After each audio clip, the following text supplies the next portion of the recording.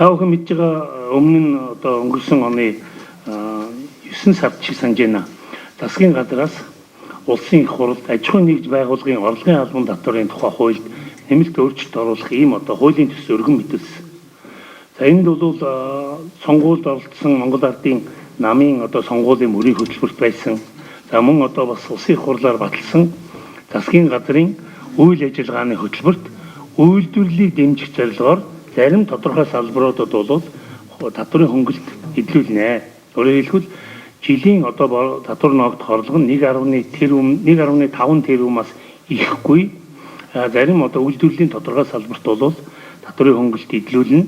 Төлөх ёстой татварын 90% хөнгөлнө гэж ийм одоо амлалт бол засгийн газрын мөрийн хөтөлбөртөд туссан байгаа. За энэний дагуу эхний ээлжинд одоо энэ 2017 оноос эхлээд 4 салбарт бол татварын хөнгөлөлт эдлүүлэхээр ийм хуулийн төсөл өргөн мэдүүлсэн. Жилийн борлуулалтын орлого нь татвар ногдох орлого нь борлуулалтын орлого 1.5 тэрбумаас ихэхгүй. За газар тариалан мал аж ахуйн үйлдвэрлэл болон түүнд холбогдох туслах үйл ажиллагаа эрхэлж байгаа. Хүнсний бүтээгдэхүүний үйлдвэрлэл эрхэлж байгаа. Нэхэмлийн болон хувцас үйлдвэрлэлийн, барилгын материалын үйлдвэрлэлийн гэсэн ийм 4 салбарыг бол үйлдвэрлэлийн голцоо салбарууд байгаа. Энэ 4 салбарыг бол эхний ээлжинд засгийн газраас дэмжиж татварын хөнгөлөлт эдлүүлэхээр зөвхөн яг энэ одоо тухайн салбарт нь үйл ажиллагаа явуулж олсон орлогын нь бол 90% хөнгөлөөд төлөх ёстой татварын нь 1% төлөвлөж байгаа. Та бүхэн мэднэ энэ одоо 1.5 тэрбумаас бага орлоготой аж ахуйн нэгжүүд бол жилийн одоо татвар ногдох орлогоос 10% татвар төлдөг. Энийг нь бол 90% хөнгөлөөд 1% татвар төлөхөр болж байгаа. За ингэснээрээ бол нийтдээ энэ 2015 оны тоогоор шүү. 15 оны гүйцэтгэлээр бол энэ 4 салбарт үйл ажиллагаа явуулж байгаа нэг 4678 аж ахуйн нэгж бүртгэлтэй байгаа. Үйл ажиллагаа явуулж байгаа. Эдний одоо татварын хөнгөлөлт нь бол 1.3 тэрбум төгрөгийн ийм хөнгөлөлт эдлэхээр байгаа. За олон аж ахуйн нэгжүүдийг бол олон салбарыг бол нэмж оруулъя гэж гишүүд бол бас намрын чуулганы үеэр бол санал гаргаж ирсэн 7-8 салбарыг оруулъя гэж. Тэгэхээр энэ бол хилцүүлгийн явцад бол одоо банкны хороон дээр энэ хилцээд тэгээд ер нь бол 2017 оны төсөвт бол ер нь тэр их олон салбарыг бол хөнгөлөлт эдлүүлэх ийм боломж алга байна.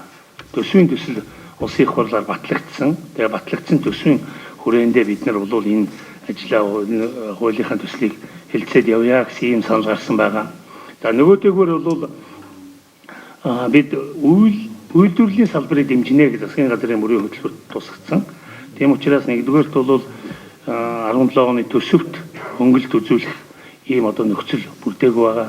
Хоёрдугаарт бол яг эхний үед бол цаашдаа үйлдвэрлэлийн салбар дотоодын үйлдвэрлэл хөгжих энэ хүнд суурь болсон хөдөө аж ахуй салбар, хүнсний үйлдвэрлэл, оюмл нэхмэл, барилгын материал гэх мэт ийм салбаруудынхаа юу бол эхний ээлжинд хамруулж ингээд энэнийхээ үр дагаврыг ер нь бас нэг харъя.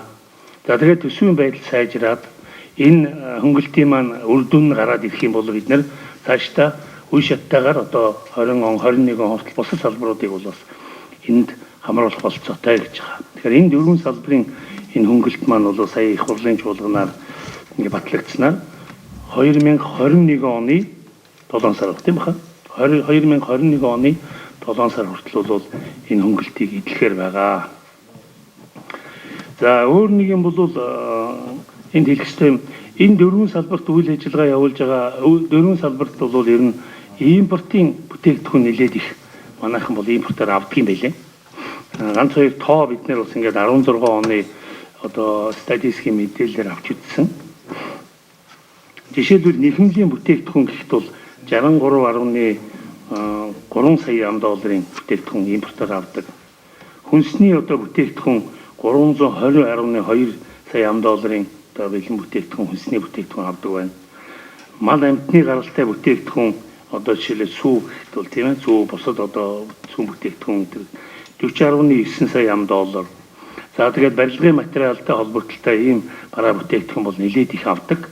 Үйлдвэрлэлийн одоо төрөлүүрийн ийм бараа бол нэг 85.6 сая $-ын бараа импорт явсан байна. Тэр чинь ингээд үндсэндээ нэг 500 сая $-ын одоо импортыг бол бид хэмнэх боломж үлдэх юм. Хэрвээ энэ үйлдвэрлэл маань ингээд цаашаа хөгжөөд энэ дөрвөн салбар энэ дэмжсэн татврын бодлого хэрэгжээд дотоодынхаа үйлдвэрлэлийг ингээд хөгжүүлж чадвал бид ирээдүйдээ импортоор авдаг энэ олон одоо нэг төрлийн бүтээгдэхүүнийг бол дотооддоо үйлдвэрлэх боломж өртнө. Үндсэндээ бол бас импортынхаа одоо хэрэглээг багасгах ийм бас боломж байна гэдгийг бол энэ тоо харуулж байгаамаа.